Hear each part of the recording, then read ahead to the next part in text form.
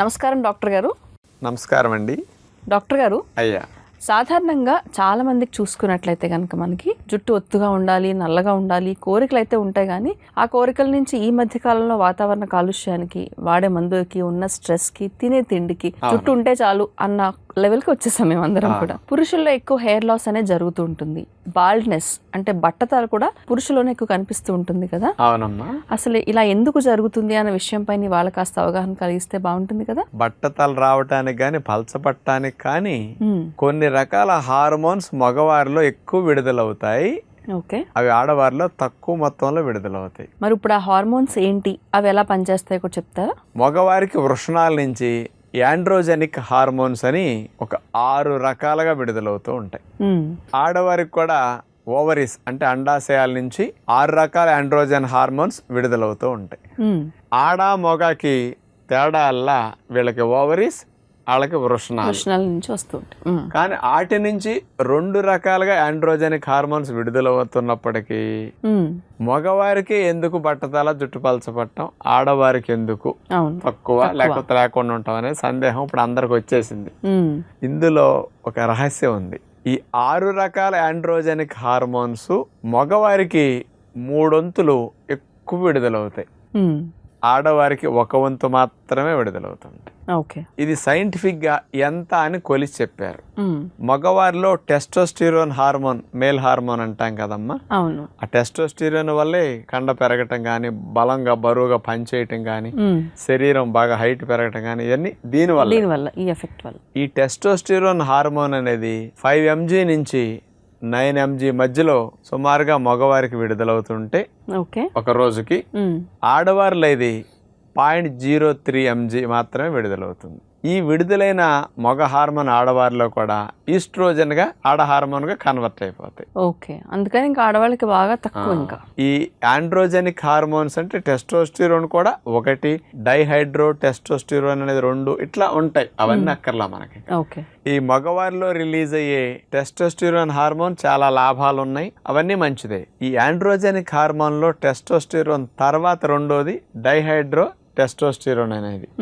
ఇది మగవారిలో ఎక్కువ రిలీజ్ అవుతుంది, ఆడవారిలో తక్కువ రిలీజ్ అవుతుంది. బట్టతలు రావటానికి కానీ, జుట్టు పలచపట్టడానికి మగవారికి ఈ డైహైడ్రో టెస్టోస్టిరోన్ అనేది 1 mg ఒక రోజుకి రిలీజ్ అవుతుంది. ఆడవారికి 0.02 mg మాత్రమే విడుదలవుతుంది. ఈ డైహైడ్రో టెస్టోస్టిరోన్ అనేది జుట్టు కుదుళ్ళకి డైరెక్ట్ గా వెళుతుంది అనమాట. ఈ జుట్టు కుదుళ్ళకి వెళ్ళి జుట్టు కుదుళ్ళు కుసించుకుపోయేటట్టు చేయటం, జుట్టు కుదుళ్ళకి బ్లడ్ సప్లై సరిగా అవ్వకుండా అడ్డుపట్టడం, చనిపోయేటట్టు చేయటం, ఇలాంటిది ఈ డైహైడ్రో టెస్టోస్టిరోన్ చేస్తుంది. ఈ పని చేయటానికి ఆడవారికి 0.02 mg అంటే చాలా తక్కువ.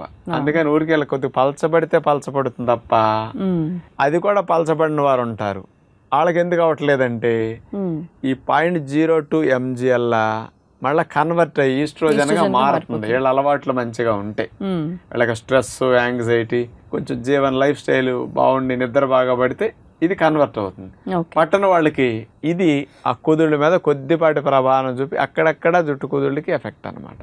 మగవారికి ఇది ఇంకెక్కువ అవుతుంది. కాబట్టి దీని ప్రభావం చేత జుట్టు కుదుళ్ళన్నీ పలచబడిపోవటం.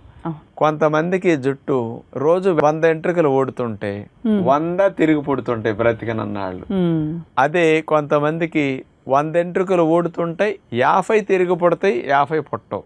జుట్టు పలచబడుతుంది. కొంతమందికి 100 ఊడతాయి, 1 కూడా పుట్టదు.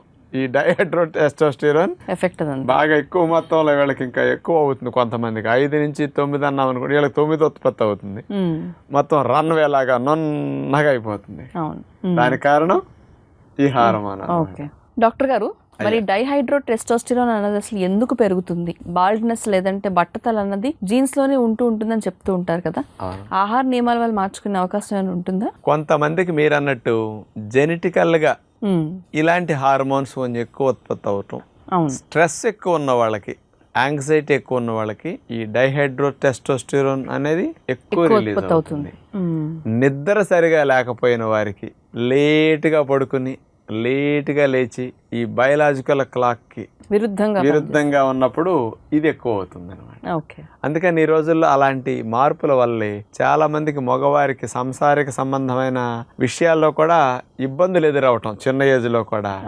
కారణం అసలు టెస్టోస్టిరోనే డిస్టర్బ్ అయిపోతున్నది, పనికిరాని ఎక్కువ ప్రొడ్యూస్ అవుతున్నాయి. అందుకని ఇట్లాంటి ఇబ్బందులు రావడానికి ఈ హార్మోన్ పెరగడానికి ఈ రీజన్స్ అనమాట. మరియు bad food, junk food, fast food ఇట్లాంటి ఫుడ్స్, హాని కలిగించే ఫుడ్స్ ఎక్కువ తింటే పెరగకుండా అని ఎక్కువ పెరుగుతాయి, లాభం కలిగించే తగ్గిపోతాయి.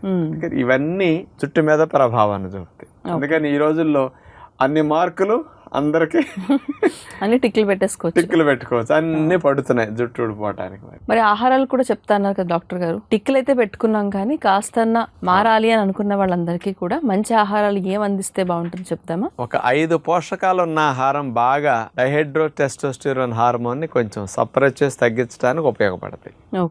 ఒకటి ఒమేగా 3 ఫ్యాట్ ఉన్న ఆహారం బాగా తీసుకోవాలి. ఇది నెంబర్ 1, నెంబర్ 2 రిచ్ అంటే chia seeds number 1, number 2 flax seeds. ఈ రెండు బాగా తీసుకుంటే ఇది కొద్దిగా హెల్ప్ చేస్తుంది. రెండవది జింక్ ఎక్కువ ఉన్న ఆహారాలు. నెంబర్ 1 హెంప్ సీడ్స్, టేస్ట్ అంత బాగో.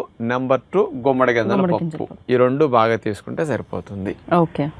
Number 3 selenium. సిలీనియం రిచ్ అంటే ముఖ్యంగా మనకి బ్రెజిల్ నట్స్ అన్నిటికంటే టాప్ అన్నమాట ఇది. అందుకని రెగ్యులర్ గా ఒక 5, 6, 4 బ్రెజిల్ నట్స్ తింటే చాలు, ఇది బాగా ఉపయోగపడుతుంది.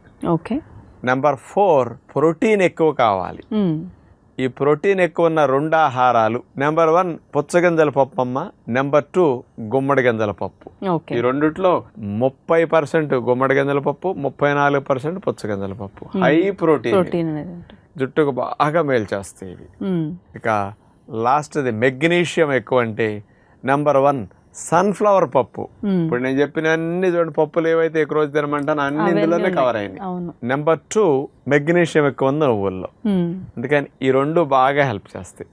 అందుకని విత్తనాలు బాగా తినండి జుట్టు బాగా వస్తున్నాను, అన్ని విత్తనాలు అయినా చూసారు కదా, జుట్టుకి పెట్టింది పేరు. అందుకని పొద్దున్నే 2, 3 రకాలు 4 రకాల విత్తనాలు, సాయంకాలం 4 రకాల విత్తనాలు తింటే ఊడిన ప్లేస్ లో జుట్టు మళ్ళీ తిరిగి వస్తుంది.